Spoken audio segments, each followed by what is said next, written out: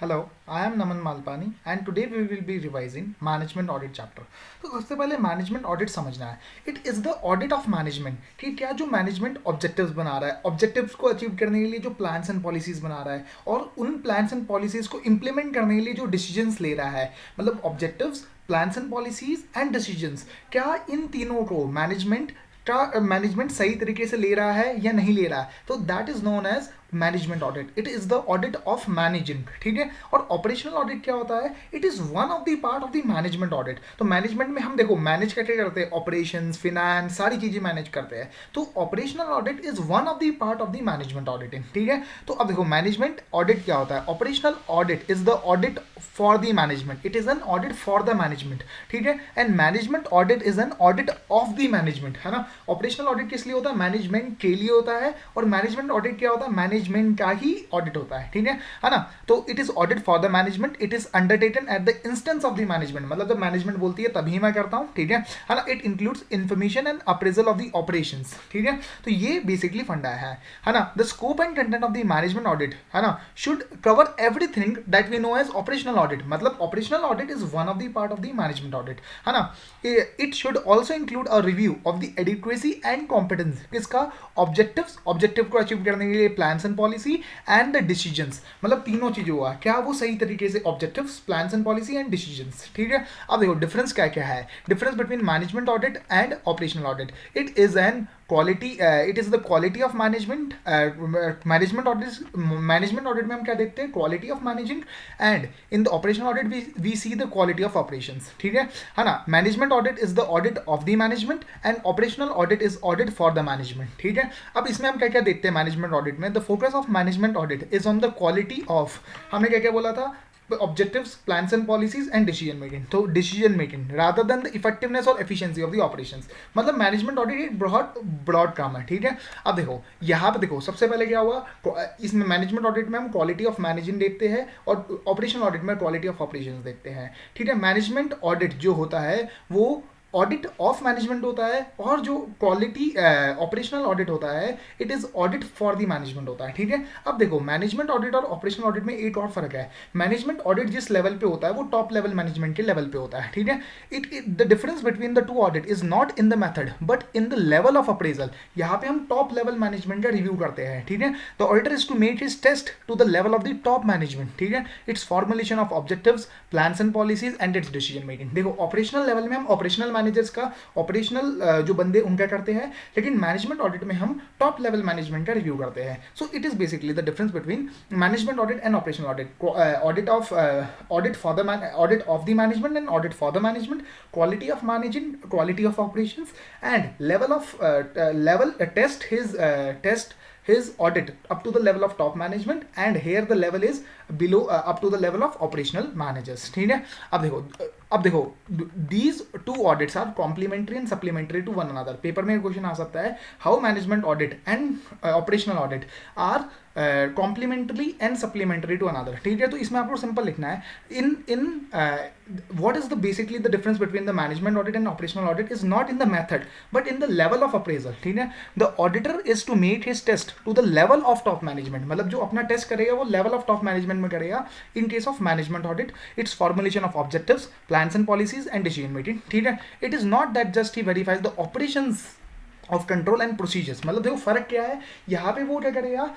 Top level management की objectives, plans and policies, decision making को review करेगा. Operation audit में क्या करेगा? सिर्फ ऑपरेशंस को रिव्यू करेगा. तो these are basically complementary and supplementary to each other. ठीक है. अब अपन चलते हैं from the point of view of the management auditor. ठीक है. Knowledge about the following elements is very necessary. किन किन चीज़ों की उसे नॉलेज होनी बहुत जरूरी है. सबसे पहले देखो उसे मैनेजमेंट के स्ट्रक्चर के बारे में पता होना चाहिए. ठीक है.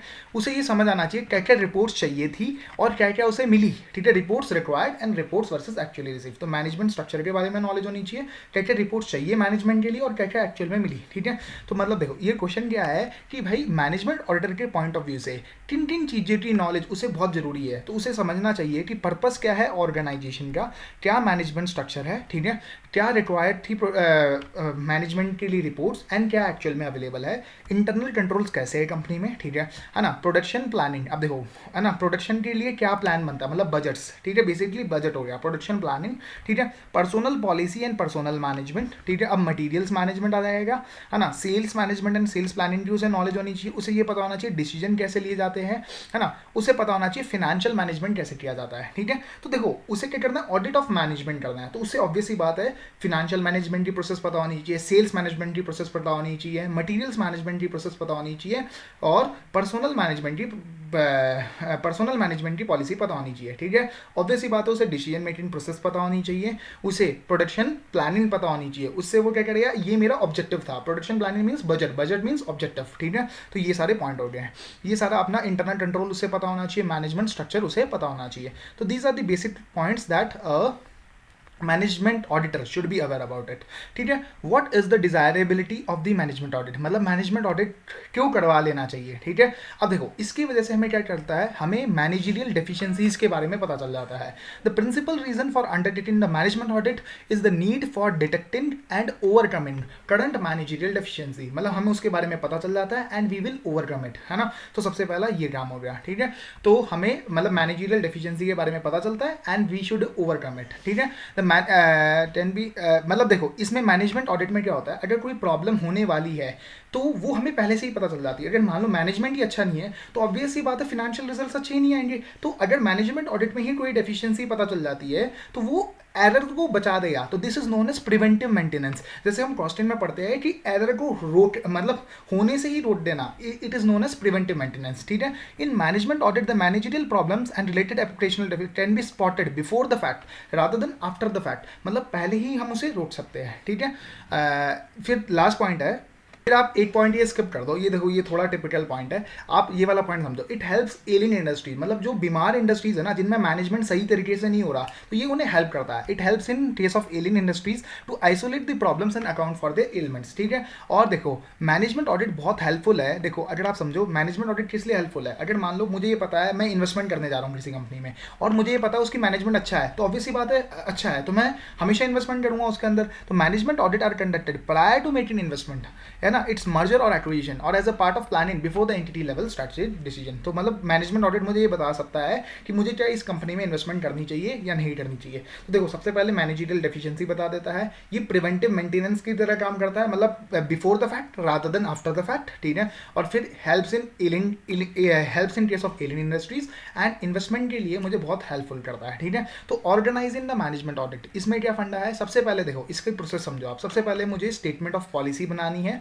ठीक है। फिर मुझे एक मैनेजमेंट ऑडिट का एक सेपरेट डिपार्टमेंट बनाना है। सेपरेट डिपार्टमेंट या मतलब मान लो सेपरेट डिपार्टमेंट भी हो सकता है या वही मैनेजमेंट वाले लोग भी हो सकते हैं, ठीक है। तो देखो मतलब सबसे पहले मुझे पॉलिसी बनानी है मैनेजमेंट ऑडिट करवाने की, फिर लोकेशन ऑफ ऑडिट फंक्शन बनाना है, मतलब एक सेपरेट डिपार्टमेंट होगा या फिर कैसे होगा, ठीक है ना। Department of the audit specialist, या तो सेपरेट डिपार्टमेंट बन सकता है, सेपरेट डिपार्टमेंट भी बन सकता है ना, या फिर साथ में भी बन सकता है। फिर उन डिपार्टमेंट के अंदर अंदर बंदे डालने पड़ेंगे, ठीक है। तो एलोकेशन ऑफ पर्सोनल, ठीक है। फिर स्टाफ ट्रेनिंग देनी पड़ेगी उन्हें, फिर टाइम एंड अदर एस्पेक्ट, मतलब किस टाइम पे ऑडिट किया जाए, टाइम एंड अदर का एस्पेक्ट, मतलब देखो कितना टाइम लिया जाए इस मैनेजमेंट ऑडिट की इसके लिए, ताकि क्योंकि इसमें कॉस्ट भी इन्वॉल्व होती है। The time and cost will very for each assignment, ठीक है।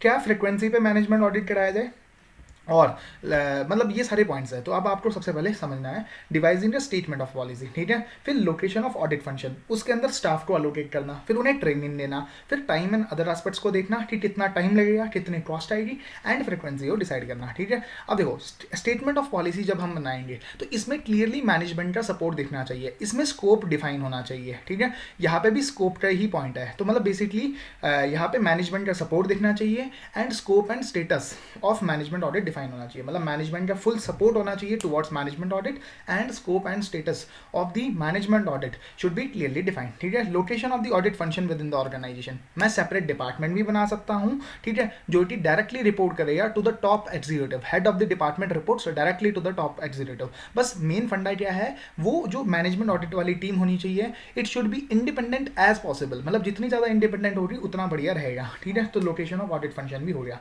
फिर अलोकेशन ऑफ पर्सोनल, उस बंदे बंदे को बहुत अच्छी नॉलेज होनी चाहिए ऑडिटिंग थ्योरी की, ऑर्गेनाइजेशन के बारे में पता होना चाहिए, मैनेजमेंट के बारे में पता होना चाहिए, fundamentals of organisation and management, principles and effective methods of control, ठीक है, उसे मतलब इसके बारे में नॉलेज होनी चाहिए, ठीक है। अब ऑब्वियस ही बात है, मैनेजमेंट ऑडिट का पार्ट है, एक ऑपरेशनल ऑडिट भी पार्ट है, तो operational to evaluate the operational performance उसे टेक्नोलॉजी एंड कमर्शियल प्रैक्टिसेस की नॉलेज होनी चाहिए। ये पॉइंट हमने इंटरनल ऑडिट वाले चैप्टर में भी पढ़ा था कि उसे ऑपरेशनल एस्पेक्ट भी रिव्यू करने होते हैं, तो he should have knowledge of technical and commercial practices, ठीक है। उसे बेसिक नॉलेज होनी चाहिए, लॉ, कॉमर्स, टैक्सेशन, ये सारी चीज़ों की उसे नॉलेज होनी चाहिए। तो देखो सबसे पहले statement devising a statement of policy, इसमें स्कोप एंड स्टेटस दोनों डिफाइन होनी चाहिए, मैनेजमेंट का पूरा सपोर्ट दिखना चाहिए, ठीक है। फिर दूसरा हमने पढ़ा location of audit function, separate department भी हो सकता है या मैनेजमेंट के अंदर के ही बंदे कर सकते हैं, ठीक है। फिर तीसरा पॉइंट हमने पढ़ा अलोकेशन ऑफ पर्सोनल, तो ये बंदा ऑडिटिंग थ्योरी में बढ़िया होना चाहिए, लॉ, कॉस्ट, ये सब पता होना चाहिए, इसे ऑपरेशनल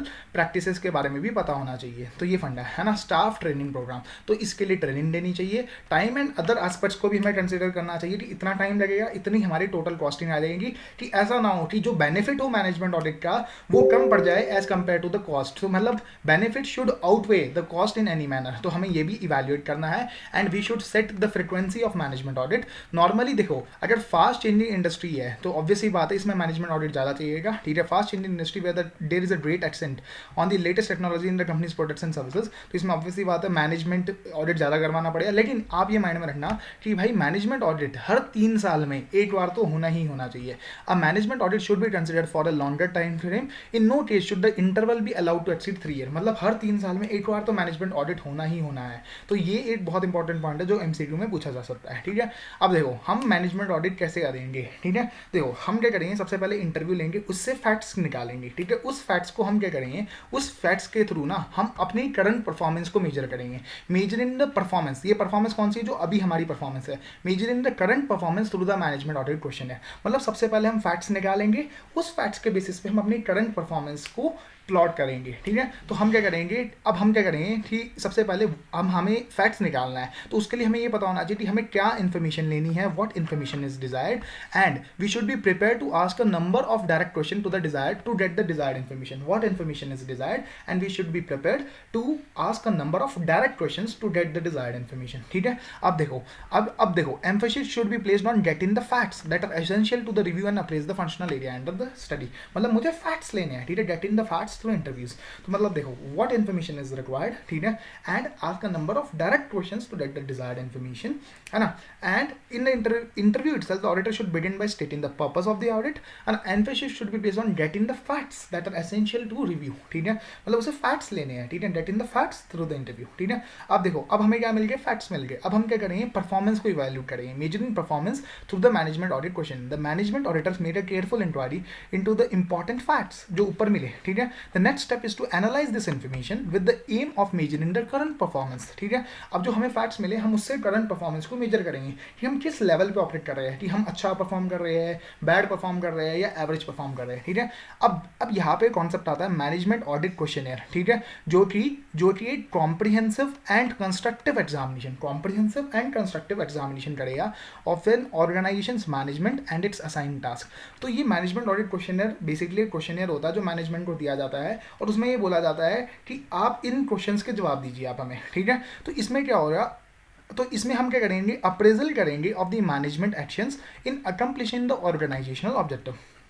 इसमें हमें ये भी पता चलेगी क्या क्या वीकनेस है, क्या क्या डेफिशिएंसीज है of the management so that we can improve it out, है ना। तो अब इससे हम क्या करेंगे, एनालाइज द करंट सिचुएशन, हमें क्या पता चलेगा, हमारी करंट सिचुएशन पता चलेगी, मतलब करंट परफॉर्मेंस पता चलेगी, है ना। अब और इससे हमें ये भी पता चलेगा those elements that are causing organisation difficulties and deficiencies, मतलब देखो और कंडक्टिंग द मैनेजमेंट ऑडिट में क्या फंडा है, सबसे पहले getting the facts through interviews and measuring performance, है ना, measuring performance through management audit questionnaire. अब इस क्वेश्चनर की मदद से हमने जो ऊपर फैक्ट्स निकाले उनके बेसिस पे हम करंट परफॉर्मेंस को प्लॉट करेंगे, मेजरिंग द करंट परफॉर्मेंस। यहाँ पे स्ट्रेस क्या है, करंट परफॉर्मेंस को हम मेजर करें, तो ये भी हमारा पॉइंट हो जाता है। अब हम कर रहे हैं कंक्लूडिंग अ मैनेजमेंट ऑडिट। अब देखो मुझे कंक्लूड करने से पहले मुझे एक फाइनल रिपोर्ट देनी पड़ेगी, और फाइनल रिपोर्ट देने से पहले मुझे मैनेजमेंट के साथ भी डिस्कस करना पड़ेगा और कंसर्न पर्सनल के साथ भी डिस्कस करना पड़ेगा। To assist in the preparation of the final report we should meet with the management and the concern personal, ठीक है। तो हमें उनसे पहले डिस्कशन करना पड़ेगा। अगर मान लो जो मेरा स्कोप था, मैंने बोला था ना ऊपर हम क्या पढ़े हैं, statement of devising the statement of policy, उसमें जो स्कोप था अगर वो कॉम्प्रिहेंसिव इन्वेस्टिगेशन का था, तो अगर मतलब ऑब्वियसली बात है, अगर मैं does a comprehensive investigation involves a report that is very broad in scope, तो ऑब्वियसली बात है अगर मेरा स्कोप जो था वो कॉम्प्रिहेंसिव था तो माई report will also be comprehensive. अगर वो स्मॉल था तो माई report will also be A less comprehensive report, है ना। तो ये आपका पॉइंट हो जाता है। अब अपन आते हैं मैनेजमेंट ऑडिट रिपोर्ट्स की ओर। अब देखो 4 टाइप की रिपोर्ट होती है। टाइप्स ऑफ रिपोर्ट में एक ओरल रिपोर्ट होती है, एक इंटरिम रिटर्न रिपोर्ट होती है, एक रेगुलर रिटर्न रिपोर्ट होती है, और एक समरी रिटर्न रिपोर्ट होती है, ठीक है। अब देखो फंडा क्या है ना। ओरल रिपोर्ट क्या होती है कि भाई मैंने है ना सिर्फ ओरल बेसिस पे बता दिया। अब मैं एक ऐसा कब करूँगा जब कोई इमरजेंसी एक्शन के लिए मुझे ये रिपोर्ट देनी है, मतलब मैं कब अपने मुंह से ही बता दूंगा कोई ऑब्जर्वेशन, ठीक है, जब मुझे उसके ऊपर चाहिए कि मैनेजमेंट जल्दी से जल्दी एक्शन ले, तो इन case of emergency action need, क्योंकि उस समय फिर मेरे पास रिपोर्ट बनाने का टाइम नहीं होगा, ठीक है ना। It may also be a prelude to the more formal return report, मतलब मान लो मैं एक रिपोर्ट देने वाला हूँ, उससे पहले ही मैंने उनके साथ डिस्कशन कर लिया कि भाई ये भी मेरी एक क्वालिफिकेशन, मान लो मैं ये बोलने वाला हूँ कि ये चीज़ गलत हो रही है, वो रिपोर्ट में बोलने वाला हूँ, तो उससे पहले मैंने इन्हें हिंट दे दिया, ठीक है। इट्स अ प्रील्यूड, मतलब ये पहले आ गई to the more formal return report, मतलब उन्हें मैंने हिंट दे दिया कि मैं ऐसी कोई क्वालिफिकेशन डालने वाला हूं। तो ओरल रिपोर्ट 2 केस में दी जाती है, किस केस में, जहां पे इमरजेंसी के केस में, या फिर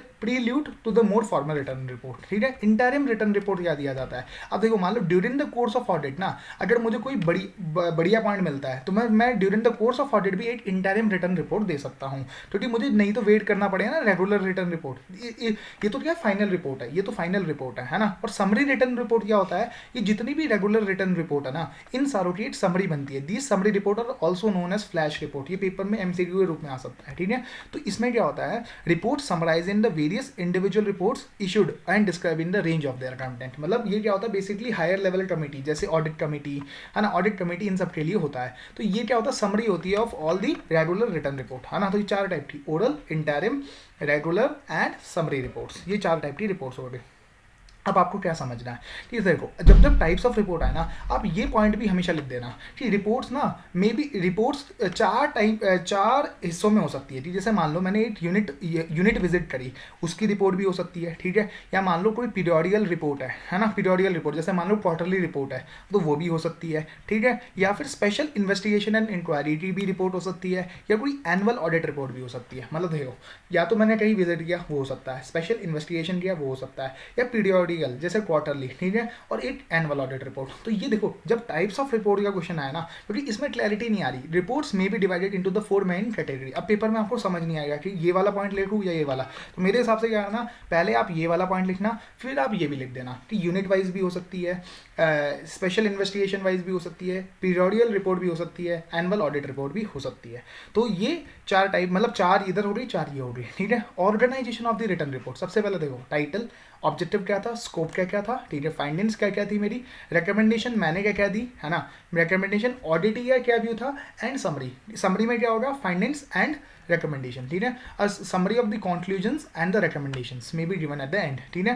जो conclusions and the recommendation, ठीक है, मतलब टाइटल हुआ सबसे पहले, ऑब्जेक्टिव, स्कोप, फिर फाइंडिंग्स, फाइंडिंग्स ये थी, रिकमेंडेशन ये थी, ऑडिट का क्या व्यू था, एंड समरी, मतलब समरी क्या हुआ ऑडिट के व्यू के बाद और मेरी फाइंडिंग्स के रिलेटेड, ठीक है। इसके बाद एक कंक्लूजन आया होगा, ठीक है। तो कंक्लूजन क्या हुआ, उस कंक्लूजन को लिखना है एंड रिकमेंडेशंस देनी है, ठीक है। Steps to prepare the management audit report, ये क्या था ऊपर, ये था contents of the return report, ठीक है। ये क्या है, steps to prepare the management audit report. सबसे पहले मतलब कैसे, किस तरीके से मूव ऑन करेंगे to prepare the management audit report. सबसे पहले हम ऑडिट रिपोर्ट को प्लान करेंगे, फिर उसके लिए हम सपोर्टिंग इन्फॉर्मेशन लाएंगे, फिर ड्राफ्ट रिपोर्ट बनाएंगे, फिर हम फाइनल रिपोर्ट को इशू कर देंगे, उसके बेसिस पे हम फॉलो अप करेंगे और हम एक्शन और रिस्पॉन्स ऑफ द मैनेजमेंट देखेंगे ऑन द ऑडिट रिपोर्ट। सबसे पहले हम क्या करेंगे, प्लान करेंगे, सपोर्टिंग इन्फॉर्मेशन लाएंगे, उसके बेसिस पर ड्राफ्ट रिपोर्ट बनाएंगे, फिर फाइनल रिपोर्ट इशू कर देंगे एंड फॉलो अप लेंगे of the my audit report and action और response of the management on the audit report, हम वो भी रिव्यू करेंगे, ठीक है। तो ये प्लानिंग हो गया, ठीक है।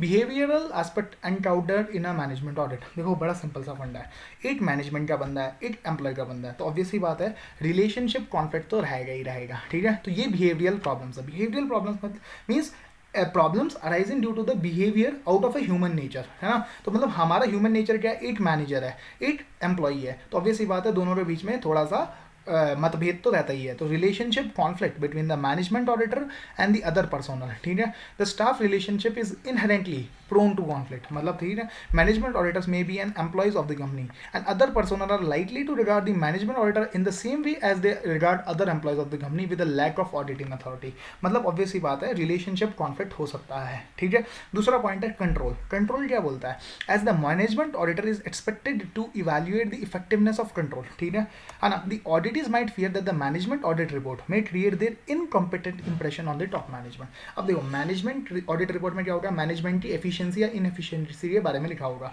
तो ऑब्वियसली बात है उन्हें ये डर लग रहा होगा कि इनकी इनकम्पिटेंसी वो शो कर देंगे टू द टॉप मैनेजमेंट, तो इसलिए इन्हें डर लग रहा है कि, है ना, तो इस वजह से इनके मन में एंटागोनिज्म आ जाता है। एंटागोनिज्म मीन्स मतलब गुस्सा आ जाता है कि इसके वजह देयरफॉर द मैनेजमेंट ऑडिट में lead to the breeding of antagonism on the part of the auditee, मतलब उन्हें गुस्सा आ जाता है कि ये हमारी इनकम्पिटेंस शो करेंगे इन केस ऑफ टॉप मैनेजमेंट, ठीक है। तो कंट्रोल का पॉइंट आ गया। अब कंट्रोल के बाद क्या आ जाना चाहिए, एंटागोनिज्म, ठीक है। तो इस कंट्रोल प्लस एंटागोनिज्म, ठीक है, कंट्रोल प्लस एंटागोनिज्म मतलब सी वाला पॉइंट, ठीक है। सी कंट्रोल, ए से एंटागोनिज्म, है ना। तो रिलेशनशिप कॉन्फ्लिक्ट, कंट्रोल में एंटागोनिज्म, कि भाई उनके मन में ना ऐसा मतभेद आ जाएगा कि भाई ये हमारी मतलब कंप्लेन करेंगे एक तरीके से टॉप मैनेजमेंट के पास, ठीक है। अब देखो एंटागोनिज्म क्या होता है, द कॉजेज ऑफ एंटागोनिज्म, मतलब देखो ऑडिटी जो है वो गुस्सा क्यों हो जाता है, उसे ये डर लगता है कि उसे क्रिटिसिज्म मिलेगी from the adverse audit findings, कि उसे क्रिटिसाइज किया जाएगा, उसके day to day working habits में चेंज किया जाएगा, changes in the day to day working habits, उसके खिलाफ पनिशमेंट की जाएगी, ठीक है, मतलब उसके काम में चेंजेस किए जाएंगे, उसे क्रिटिसिज्म दी जाएगी, उसके खिलाफ प्यूनिटिव एक्शन लिए जाएंगे, ठीक है ना। मतलब अब देखो इनसेंसिटिव ऑडिट प्रैक्टिसेस, देखो अब ऑडिटर क्या करता है ना, फालतू में परेशान करता है ऑडिटी को, क्या बोलता है, reports which are overly critical, मतलब इतनी बड़ी डेफिशिएंसी नहीं थी, है ना, reports which focus on deficiencies only, मतलब सिर्फ कमियां ही निकाल रहा है रिपोर्ट, ऑडिटर क्या कर रहा है, सिर्फ कमियां निकाल रहा है। तो अब देखो ऑब्वियसली बात है ऑडिटर को क्या आएगा, गुस्सा आएगा, है ना। तो reports which focus on deficiencies only, ठीक है। और क्या होस्टाइल ऑडिट स्टाइल, ठीक है, मतलब होस्टाइल ऑडिट स्टाइल मतलब ऑडिटर बहुत अपने आप को हीरो समझ रहा है, वो ऑडिटी की प्रॉब्लम ही नहीं समझ रहा, ठीक है। एब्सेंस ऑफ एम्पैथी, वो फालतू में उसे एक्सप्लॉइट कर रहा है, ठीक है। तो वो क्या कर रहा है, फालतू में उसे मतलब परेशान कर रहा है। तो होस्टाइल ऑडिट स्टाइल, ठीक है, एंड इनसेंसिटिव ऑडिट प्रैक्टिसेस, ये दोनों पॉइंट है ऑडिटर के, जो ऑडिटर की कमियां हैं इस वजह से एंटागोनिज्म आ रहा है। बाकी तीन ऑडिटी की कमियां, मतलब देखो अब हम अपने डिस्कशन को दो हिस्सों में डिवाइड करते हैं।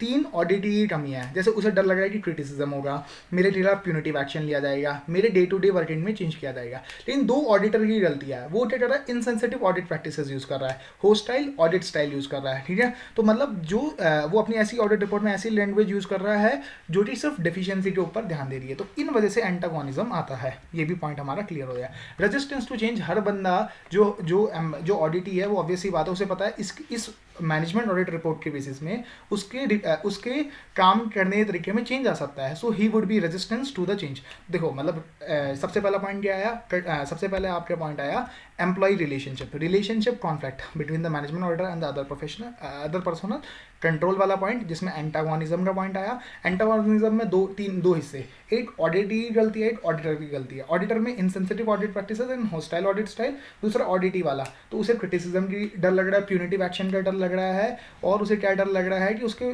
वर्किंग स्टाइल में चेंजेस आ जाएंगे। फिर लास्ट पॉइंट आ गया रेजिस्टेंस टू चेंज, ठीक है। अब हमें पढ़ना है कि हम क्या करें कि इन जो ऊपर बिहेवियरल प्रॉब्लम्स है हम इन्हें सॉल्व कर पाए। तो इसके लिए बड़ा सिंपल सा फंडा है, हमें तीन अप्रोच करनी है। एक कंस्ट्रक्टिव क्रिटिसिज्म करना है, मतलब हमें क्रिटिसाइज करना है लेकिन कंस्ट्रक्टिवली करना है, मतलब ऐसा नहीं कि कूद पड़ो उसके ऊपर, फालतू में उसके ऊपर कूद पड़ो।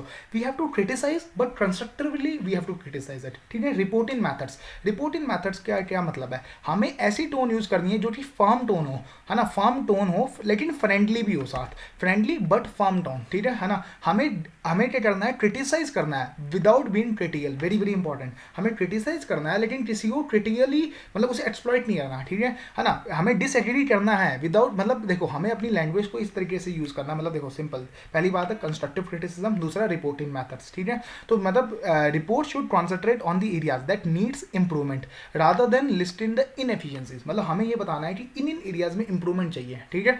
हम ये नहीं बोलेंगे कि ये कमी है आपके अंदर, ठीक है। तो we will rather speak that we need improvements in the following areas. तो कंस्ट्रक्टिव क्रिटिसिज्म, रिपोर्टिंग मेथड्स, और थर्ड क्या, पार्टिसिपेटिव अप्रोच। हम क्या बोलेंगे कि हम आपसे सारी पॉइंट्स डिस्कस करेंगे, है ना। If the improvement suggested are discuss with those who have to implement them, मतलब जो ऑडिटी है, ठीक है, and made to feel that they have participate in the recommendations made for the improvement, मतलब हम उन्हें हेल्प करेंगे कि भाई मतलब जो ऑडिटी है ना, हम उससे बोलेंगे कि आप भी पार्टिसिपेट कीजिए, आप भी इंप्रूवमेंट्स बताइए कि कैसे we can solve out this problem. तो constructive criticism, reporting methods and the participative approach are the solution to the behavioural problems, ठीक है। लेकिन अब वही वाली बात है, जैसे हमने टाइप्स ऑफ रिपोर्ट में हमने 4 रिपोर्ट पढ़ी थी, oral, interim, regular and summary report. लेकिन मैंने साथ में क्या बोला था, वो ऊपर वाले 4 पॉइंट भी लिख देना कि यूनिट वाइज भी हो सकता है, स्पेशल असाइनमेंट वाइज भी हो सकता है, और क्या हो सकता है, पीरियडियल लेवल पे भी हो सकता है, या एनुअल ऑडिट रिपोर्ट भी होता है। तो मैं यहाँ पे भी आपको ये चीज़ बोलूँगा, पहले आप ये 3 पॉइंट लिखना, फिर ये भी थोड़ा बहुत लिख देना। क्या लिखना कि audit is a part of an over, अब देखो ऑडिटर ये ऑडिटी को बोल रहा है, क्या बोल रहा है, audit is part of an overall programme, ठीक है, mandated by the higher level authority, मतलब ये हायर लेवल अथॉरिटी चाहती है कि ये मैनेजमेंट ऑडिट हो, ठीक है ना। और इसके हेल्प क्या होगी कि हमारी ऑर्गेनाइजेशन की जो नीड्स है वो सेटिस्फाई होगी। तो हम ऑडिटी को प्यार से समझा रहे हैं कि देखो ये मैनेजमेंट के हायर लेवल वाला बंदा बोल रहा है कि ये काम होना चाहिए, ठीक है ना। हम उसे ये अश्योरेंस देंगे कि हम आपके काम में बहुत कम इंटरफेरेंस करेंगे, minimum interference with the regular operation. हम ये किसे बोल रहे हैं, ऑडिटी को बोल रहे हैं, ऑडिटर मैं हूँ, ऑडिटी कोई दूसरा है, मैं उसे ये बोल रहा हूँ कि आई will not interfere with the regular operations, ठीक है। I will kept you fully informed, ठीक है, किसके बारे में, जो मेरी फाइनेंस है एंड जो मेरी रिकमेंडेशन है, before any audit report is formally release, मतलब मैं आपके साथ अपनी फाइनेंस और रिकमेंडेशन डिस्कस करूंगा before I will release my final audit report. मतलब ये मैं इट्स सांत्वना दे रहा हूँ टू द ऑडिटी, ठीक है, टी that I will not interfere with your work, I will discuss with you my finance and recommendation, ठीक है, and this programme is mandated by the higher level authority and we have to conduct this because it will help us achieve our organisational needs. तो ये मैं 3 point emphasise करूंगा। तो मतलब जब जब बिहेवियरल प्रॉब्लम्स आए तो 3 पॉइंट तो ये लिखना और 3 पॉइंट ऊपर वाले भी लिख देना, ठीक है भाई, ये हायर लेवल अथॉरिटी का काम है ना। मिनिमम इंटरफेरेंस होगा रेगुलर ऑपरेशंस के साथ, और हम आपको फुली इन्फॉर्म रखेंगे about the finance and recommendations. तो ये हमारा चैप्टर भी कंप्लीट हो जाता है। तो hope you have like the video, please do comment in the comment section कि आपको ये वीडियोस कैसी लग रही है, आपको हेल्प हो रही है या नहीं हो रही है। तो थैंक्स अ लॉट।